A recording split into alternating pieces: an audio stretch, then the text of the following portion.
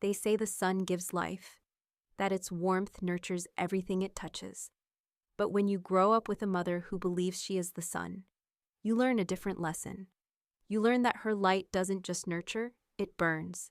It demands that you orbit her, constantly, perfectly, reflecting her glory back at her. Any attempt to chart your own course is seen as a betrayal, a cold drift into the darkness. For 35 years, I had been a dutiful planet in my mother's solar system, but my son, my sweet 7-year-old Leo, was my entire universe. And when his world was thrown into terrifying darkness, I finally learned what it meant to break orbit. If you've ever had to deal with a truly narcissistic parent, a person whose needs eclipse everyone else's, then you know the kind of impossible choices I'm talking about. My mother, Eleanor, was turning 60, and in her mind, this was not just a birthday. It was a coronation, a national holiday, the Diamond Jubilee, as she had branded it.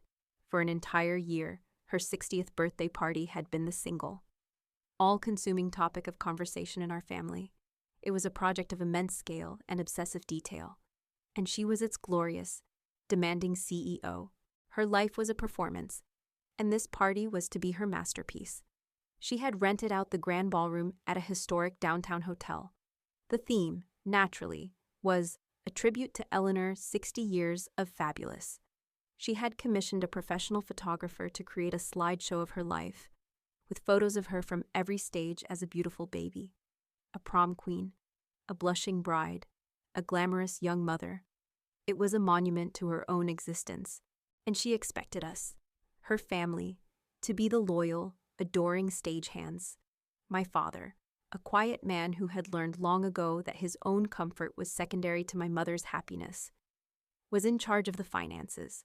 My brother was in charge of the open bar, and I, Sarah, the responsible, single mother, the organized one, was tasked with the most stressful jobs, managing the guest list of over 200 people and acting as the direct liaison with the very expensive, very temperamental party planner. My life, for the past 6 months, had been a relentless barrage of party-related demands. The phone calls from my mother were a daily occurrence. "Sarah, have you confirmed with the calligrapher?" she'd ask. Her voice a tense, urgent hum. "The ink for the place cards must be a specific shade of diamond blue. Not sapphire, not sky, diamond. Sarah, I'm emailing you some bullet points for the opening toast. You will be giving the opening toast. It needs to be perfect. It should be witty, but also deeply emotional. It should focus on my journey, my sacrifices, my generosity. Try to make them cry, but in a happy way. Sarah, what are you wearing to the party? It can't be black. That's too funereal. It can't be white. You're not the bride. And it can't be red. That's my color. Find something elegant that doesn't wash you out, but also doesn't, under any circumstances, pull focus from me. My own life, my job as a landscape designer, and most importantly, my time with my son. Leo had all become secondary to the all-consuming black hole of my mother's 60th birthday party. Leo was my world. He was a bright, funny, imaginative little boy who had his father's kind eyes, and my love for the outdoors. His father, my ex-husband, was a good man, but he had moved across the country years ago, so for the most part, it was just the two of us, our little team. My life was not a grand performance. It was a series of small, beautiful, quiet moments with him, building Legos on the living room floor, reading books in our pajamas on a Sunday morning, going to the park. My mother, of course, saw my quiet, happy life as a personal affront. She saw my dedication to my son as a distraction from my primary duty, I remember, years ago, when Leo was in kindergarten, he was the lead in his little class play, A Tree. He had one line, "I am a tree." I was so incredibly proud of him. I invited my mother to come see the performance. She showed up late, complained about the uncomfortable folding chairs, and then, after the play, as I was hugging my little tree, she pulled me aside. "Well, that was sweet, I suppose," she'd said. "But really, Sarah, don't you think you should be encouraging him to aim a little higher than Flora?" That was my mother, even my son's small, innocent triumphs were viewed through the lens of her own ambition, her own need for everything to be bigger, better, more impressive. The week of the party was the most intense yet. My phone buzzed with a constant stream of frantic texts and emails from my mother and the party planner. The ice sculpture wasn't the right font. The string quartet was refusing to play her requested Taylor Swift medley. It was a never-ending series of manufactured crises, all of which I was expected to solve. I was on the phone with my mother on a Thursday afternoon, listening to a 10-minute monologue about how the shade of the napkins was more of a periwinkle than a lavender, when Leo came up and tugged on my sleeve. "Mommy," he whispered, "can we go to the playground? Please, just for a little bit." "Hold on a second, Mom," I said. Putting my hand over the receiver, I looked down at my son's sweet, hopeful face. The party, the stress, the endless, narcissistic demands had all just melted away. "Of course, sweetie," I said. "Let's go." I got back on the phone. "Mom, I have to go. Leo wants to go to the park." A sharp, offended silence on the other end. "You're leaving," she finally said, her voice dripping with ice. "In the middle of this napkin crisis. For a playground, Sarah, your priorities are sometimes just baffling." She hung up on me. I ignored the familiar sting of her disapproval. I took my son's hand, and we walked to the little park at the end of our street. It was a beautiful, sunny afternoon. The world felt peaceful, real, for a blissful hour. I forgot all about the Diamond Jubilee. It was just me and my boy. He was climbing on the monkey bars, his face alight with pure, 7-year-old joy, his laughter echoing in the quiet afternoon. He was so strong, so agile, so full of life. And then he fell. It happened so fast. One moment, he was a laughing, swinging boy. The next, he was a small, crumpled heap on the wood chips below, a sharp, piercing cry of pain cutting through the peaceful afternoon air. And I knew, with a mother's terrifying, primal instinct, that this was not a normal fall. This was something very, very wrong. The world, which had been a symphony of children's laughter and warm afternoon sun, narrowed to a single, horrifying point. My son, crumpled on the wood chips beneath the monkey bars. His cry wasn't the loud, angry wail of a scraped knee or a bruised ego. It was a sharp, piercing, terrified sound of real pain, and it sliced right through my heart. A primal, parental terror, cold and absolute, took over. I don't remember running across the playground. I was just suddenly there, on my knees beside him. He was pale, his breath coming in ragged, shallow gasps. "Mommy," he whispered, his eyes wide with fear. "My tummy hurts."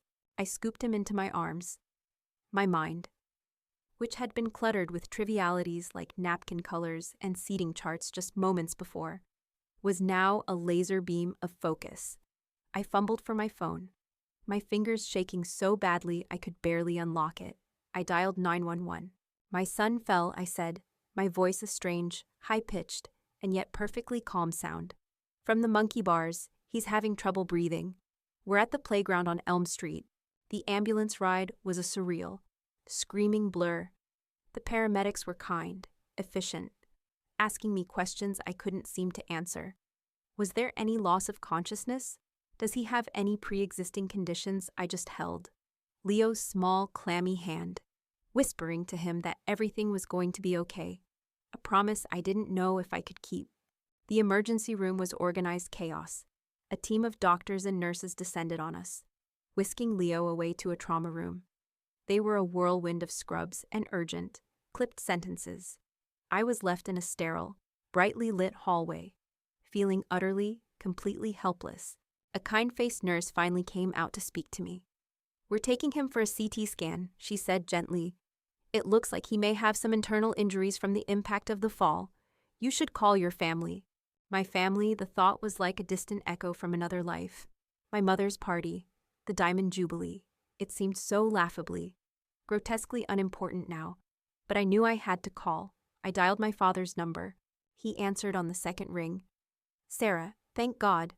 Your mother has been trying to reach you. The florist sent the wrong shade of roses for the head table. She is having a complete meltdown. Where are you?"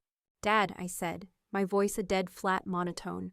"Leo had an accident. We're at the hospital." "The hospital?" he asked, his voice full of confused annoyance. "Is he okay? It's not serious."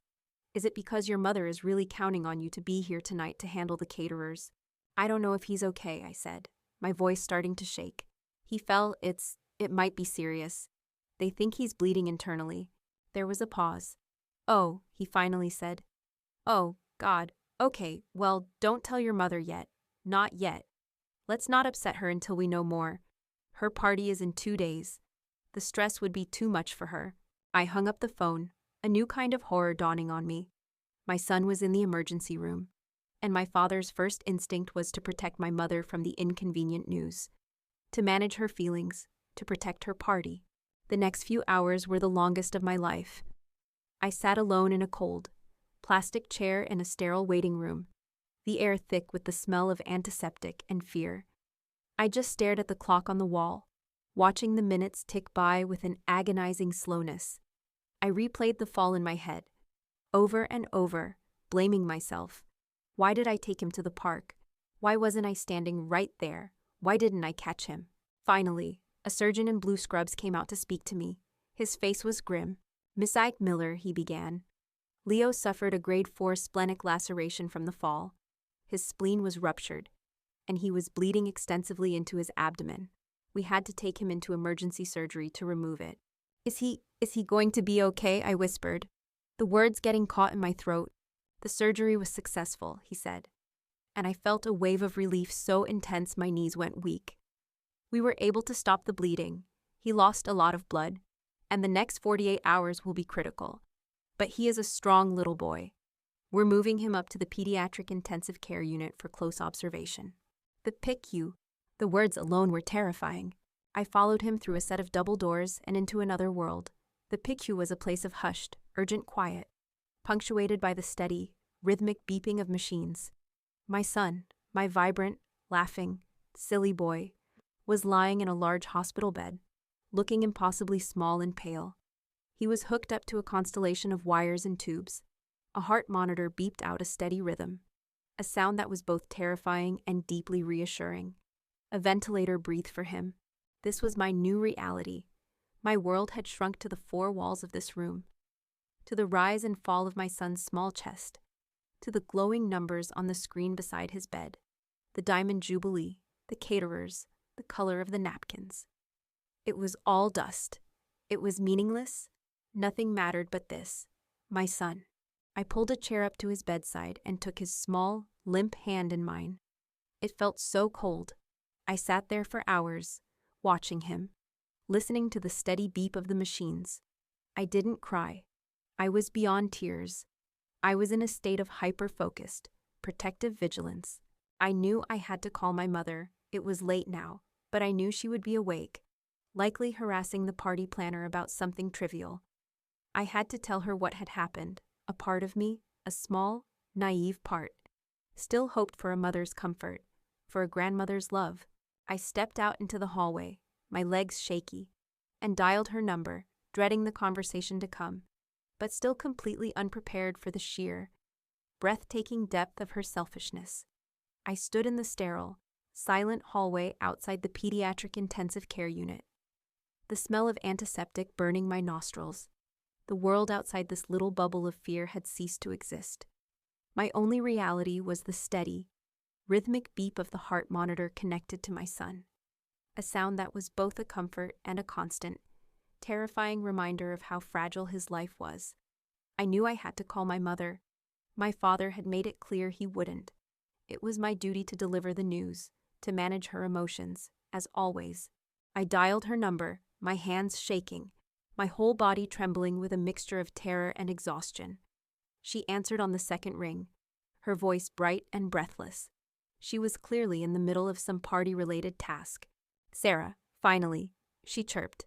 "I've been calling. The calligrapher sent over the proofs for the place cards. And I need you to—" "Mom," I interrupted, my voice a hoarse whisper. "Stop, just listen." My tone must have alerted her that something was wrong.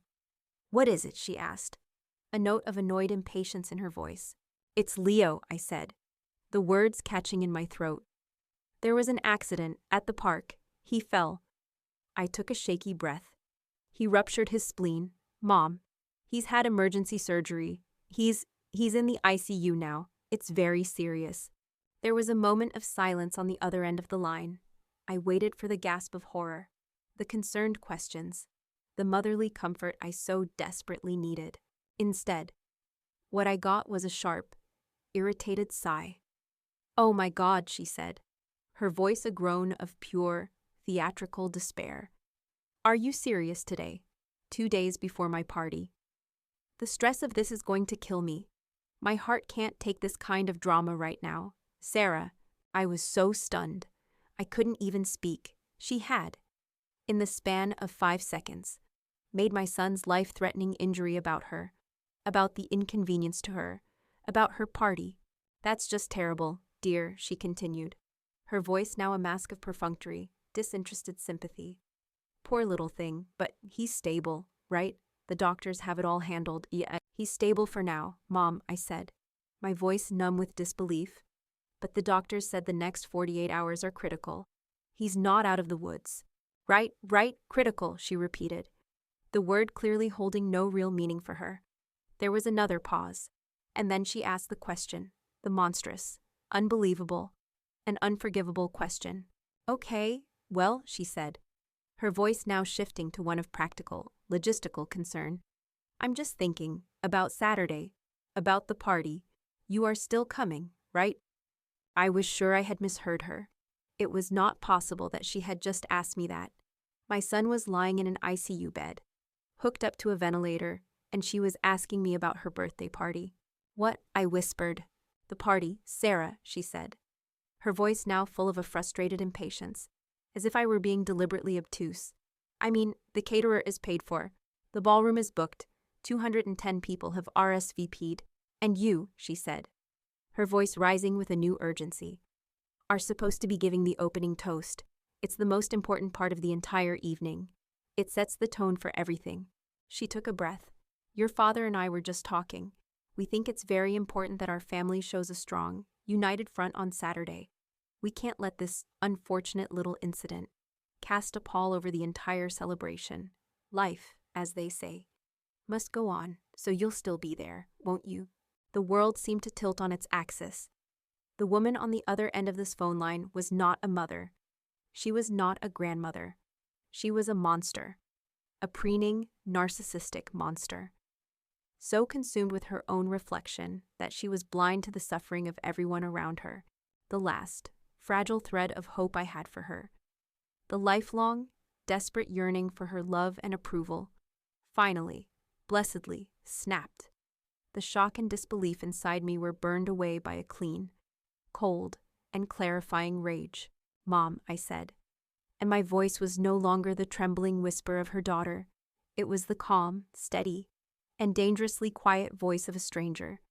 "My son, your only grandson, is in the intensive care unit.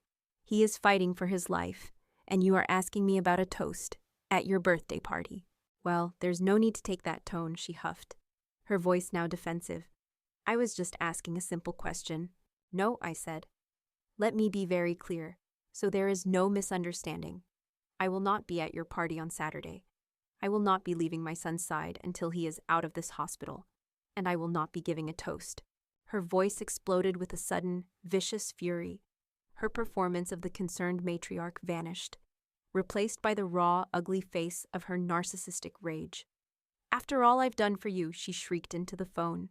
"This is so unbelievably selfish. Sarah, to try and ruin my one special day, the day I have been planning for a year. With all of this drama, you've always been this way. So dramatic, so sensitive. It's always about you." I just stood there in the silent, sterile hospital corridor, listening to the woman I had once called Mom accuse me of being selfish, while my son fought for his life a few feet away. I didn't scream back. I didn't cry. I just said 2 final words. "Goodbye, Eleanor." And I hung up the phone. The line had been drawn. The war had been declared. She had shown me her true face, and it was hideous, I realized, in that moment, that I was truly on my own, my only priority, my only focus, my only family, was the little boy in that hospital bed, the party, the toast, the drama. It was all just noise from a distant, dying star, and I was turning my back on it, forever. The 2 days between my father's birthday and my mother's party were a blur of sleepless, caffeine-fueled vigilance. My world shrunk to the four walls of Leo's room in the pediatric intensive care unit. I learned the different rhythms of the beeping machines, my ear tuned to the steady, reassuring pulse of his heart monitor. I learned the names of all his nurses. I learned how to make a semi-comfortable bed out of 3 waiting room chairs. This sterile, terrifying place became my entire universe. Outside this bubble, the world, and my family's preparations for the Diamond Jubilee continued. Completely unconcerned with my personal apocalypse. My phone became a weapon they used against me, a relentless assault of narcissistic guilt trips and logistical demands. My brother, Michael, was the first to call.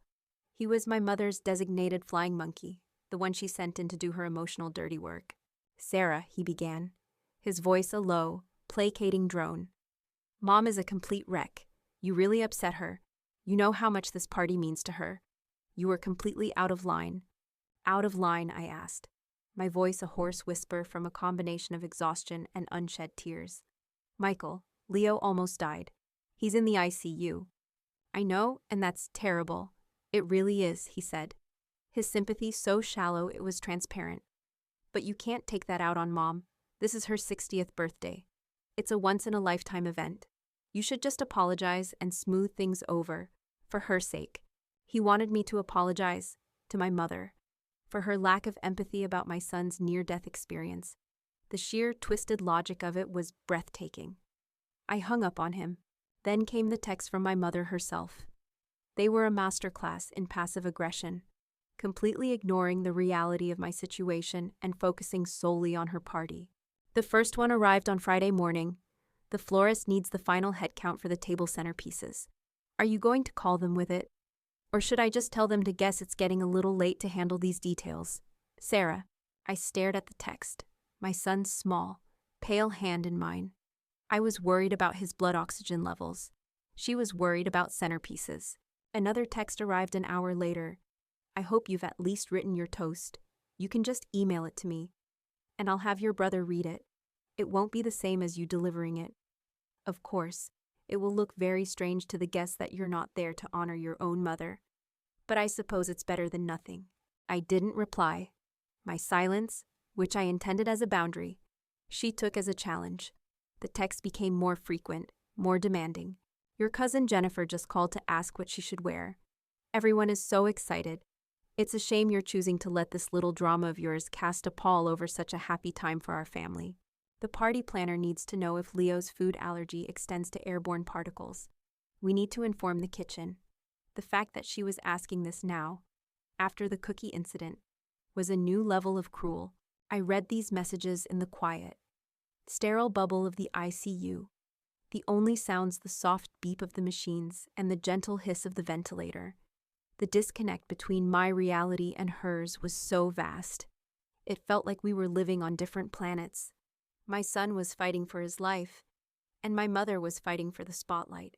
My father called that evening. His voice was full of a weary disappointment that was somehow more cutting than my mother's outright anger. "Sarah, what are you doing?" he asked. "Your mother is beside herself. She's worked on this party for a year. All her friends are flying in. People are asking if you'll be there. What are we supposed to tell them that our own daughter can't be bothered to show up for her mother's 60th birthday? You can tell them the truth, Dad," I said, my voice dangerously quiet. "You can tell them that her grandson is in the ICU after a major surgery, and that his mother is, rightfully, by his side. You could try that. Don't be dramatic," he sighed, the phrase a familiar, dull knife. "The doctors have it handled. Leo is sleeping. You sitting in that uncomfortable chair isn't helping him get better any faster. You could spare an hour, just for the toast. It would mean the world to your mother." It was then that I realized they were incapable of seeing it. They were so blinded by their own self-interest, so consumed by the pageantry of this party, that my son's life was just a subplot, an inconvenient piece of drama getting in the way of the main event. I stopped responding. I put my phone on silent and placed it at the bottom of my purse. I let their frantic, selfish, demanding messages pile up. Unread, my only focus was Leo. And, slowly, miraculously, he began to turn a corner. On Saturday morning, The day of the party. The doctor came in with a small, cautious smile. His vitals are stabilizing, she said. The internal bleeding has stopped. He's still very weak. But he's a fighter. He's moving in the right direction. A wave of relief so profound it buckled my knees washed over me. He was going to be okay. My boy was going to be okay. I spent the rest of the day by his bedside, reading his favorite stories to him in a soft whisper. His small hand wrapped tightly around my finger. That evening, as the party across town was just getting started, I turned my phone back on. It was a mistake. There were over 20 missed calls and a barrage of texts. The last one was from my mother, sent just a few minutes before.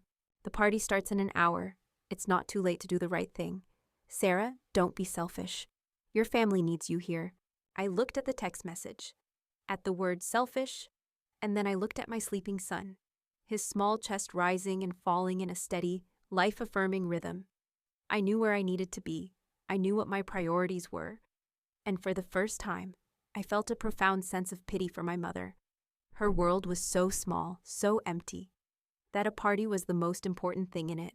My world was right here, in this room, in this small, warm hand clasped around my finger. And then, just as I was about to turn my phone off for good, it rang again. It was her, calling me from the party. The final, desperate, narcissistic assault was about to begin. I was sitting in the dim, quiet light of the ICU room, my hand wrapped around Leo's small, sleeping one. The doctor's words from that morning, "He's turning a corner," were a mantra I repeated to myself, a fragile shield against the fear that still gnawed at the edges of my mind. The steady, rhythmic beep of his heart monitor was the only music in my world. It was a song of life, of hope. And then my phone, which I had forgotten to leave on silent, buzzed violently against the quiet. I glanced at the screen. It was my mother, calling from the party. A part of me wanted to just ignore it, to let it go to voicemail like all the others. But another part of me, a part that was tired of running, of hiding, knew that this was it. This was the final confrontation. I needed to answer. I needed to see this through to its ugly, bitter end. I stepped out into the empty, sterile hallway, my back leaning against the cool wall. "Hello," I said, my voice a flat, weary whisper. The sound that hit me was a blast from another universe. It was the sound of a party in full swing, loud music, a cacophony of laughter and shouting, the clinking of glasses. It was the sound of a world that had completely forgotten mine existed. "Sarah, finally." My mother's voice shrieked over the din. She was clearly drunk, her words slightly slurred and sharp with an angry, self-pitying edge. "Do you have any idea how embarrassing this is for me? My own daughter isn't even here for my toast." "Mom," I began, but she cut me off. "No, you listen to me," she snapped. "I have 200 people here. Sarah, all of our friends, all of your father's business partners, they are all asking, 'Where's Sarah? Where's your devoted daughter?'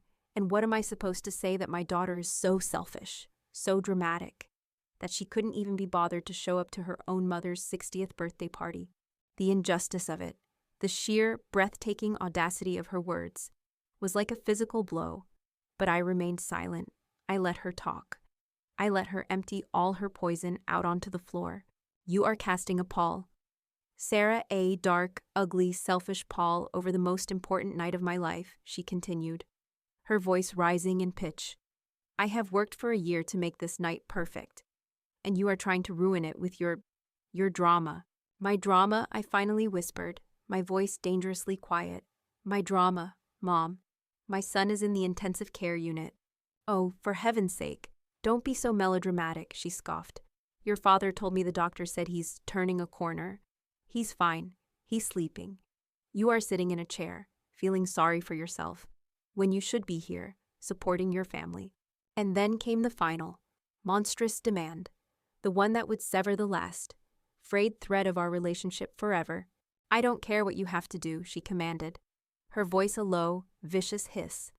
"Get a taxi, get a nurse to watch him for an hour. I am about to cut my cake. I am about to blow out my 60 candles, and my daughter is going to be standing next to me when I do it. You need to stop being so unbelievably selfish and think about someone other than yourself for once in your life. Get down here." Now. And in that moment, something inside me didn't just break, it turned to steel. The years of her narcissism, of her casual cruelty, of her complete and utter inability to see beyond the edge of her own reflection, it all coalesced into a single, clarifying point of cold, quiet rage. Selfish, I asked, and my voice was no longer the voice of her daughter. It was the voice of a stranger who had seen too much, and who was finally, completely, done. You think I'm being selfish? I took a deep breath, the sterile, antiseptic smell of the hospital filling my lungs. Let me tell you where I am, Mother, I said, my voice as calm and as sharp as a surgeon's scalpel. I am sitting on a cold, hard floor outside the PICU because the chair in my son's room is too loud to move without waking him. I am watching a machine breathe for my 7-year-old son because his spleen ruptured and he almost bled to death in my arms. I am listening to a heart monitor, praying that its rhythm doesn't change, because if it does, it means he is dying. And you, I continued, my voice dropping even lower, are calling me from your loud, tacky, self-congratulatory party, surrounded by people who don't actually care about you, to complain that I'm not there to watch you blow out the candles on your goddamn birthday cake. I could hear her sputtering on the other end of the line, but I didn't let her speak. I was not done. You are not a mother. You are not a grandmother. You are a black hole in the shape of a person, a bottomless pit of need and ego and spectacular selfishness. You are so consumed with yourself that the potential death of your own grandson registers as nothing more than an inconvenient drama designed to ruin your party. How dare you, she finally shrieked. After everything I've done for you. No, I said, my voice final. You're right, I shouldn't speak to you this way. In fact, I shouldn't speak to you at all. This is the last conversation we will ever have, I stated. The words a calm, clear, and liberating vow. You are no longer a part of my life, and you are no longer a part of my son's life. We are done. Goodbye, Eleanor. I didn't wait for her reply. I just pressed the red end call button on my phone. The silence that followed was beautiful. I stood there in that quiet hospital corridor, my heart pounding, my body trembling. But my mind was perfectly, blessedly clear. I opened my phone one last time. I went to my contacts. I found her name. Mom. I deleted it. I typed in a new one. Eleanor. And then, I pressed the button that I should have pressed a decade ago. Block this caller. I did the same for my father, and for my brother. I then turned my phone completely off. I walked back into Leo's room. He was still sleeping peacefully, his small chest rising and falling in a steady, life-affirming rhythm. I sat down in the uncomfortable chair beside his bed and took his hand. The toxic noise of the outside world, the world of my family, was finally gone. All that was left was the quiet, steady beep of the heart monitor and the fierce, protective, and finally, undivided love I had for my son. I had chosen him. I had chosen myself, and I was finally free. The silence that followed the click of the end call button was the most profound and peaceful silence I had ever known. The constant, draining hum of my mother's narcissism, a sound that had been the background noise to my entire life, was finally gone. I had cut the cord. I had chosen my son. I had chosen my own sanity. I walked back into Leo's room in the ICU and sat down in the uncomfortable chair beside his bed. I took his small, warm hand in mine. The only sound in the world now was the steady, life-affirming beep of his heart monitor, and in that moment, I knew I had made the right choice. My world was no longer a chaotic solar system revolving around my mother. It had shrunk to the 4 walls of this room, and it was a better, safer, and more loving world for it. The days that followed were a testament to the quiet, resilient strength of a 7-year-old boy. Leo fought. He slowly, miraculously, began to heal. The doctors called him a little warrior. I called him my hero. 2 days after my mother's disastrous party, Leo was moved out of the ICU and into the main pediatric ward. The day they removed his ventilator and I heard his own, raspy little voice for the first time was the day I truly started to breathe again myself. Mommy, he whispered, his eyes fluttering open. I'm here, sweetie, I said, my voice thick with tears of joy. I'm right here. Our life became a new routine, one governed not by party planners, but by nurses' shifts and physical therapy sessions. We celebrated small, monumental victories. The first time he was able to sit up on his own. The first time he could eat solid food, a spoonful of Jell-O that tasted to me like the most delicious feast I had ever had. The first time he took a few shaky steps down the hospital corridor, his hand clutching mine. Each small step he took was a giant leap away from the darkness we had been in. And through it all, my phone remained silent. The wall I had built held firm. I had no contact with my parents or my brother. A part of me expected them to show up at the hospital, to create a scene, to try and force their way back into our lives. But they didn't. The shame, it seemed, was a powerful deterrent. My chosen family, however, showed up in full force. My best friends brought me care packages filled with real food, good coffee, and trashy magazines. They sat with Leo, reading him stories, making him laugh. They sat with me, letting me cry, letting me talk, offering nothing but unconditional love and support. They showed me what real family looks like. After 2 long, grueling weeks, the day finally came when Leo was discharged. As I wheeled him out of the hospital doors and into the bright, warm sunshine, I felt like I was walking out of a long, dark tunnel. We were going home, to our home, a home that would now, forever, be a sanctuary of peace, free from the toxic intrusion of my mother's judgment. But the universe had one final test for me. As we pulled into the parking lot of our apartment building, I saw a familiar car parked near the entrance. My father's car. He was standing beside it, alone, looking old and tired and deeply ashamed. My first instinct was to just drive away, to not even give him the chance to speak. But then I looked at my son, sleeping peacefully in his car seat, and I knew I had to do this.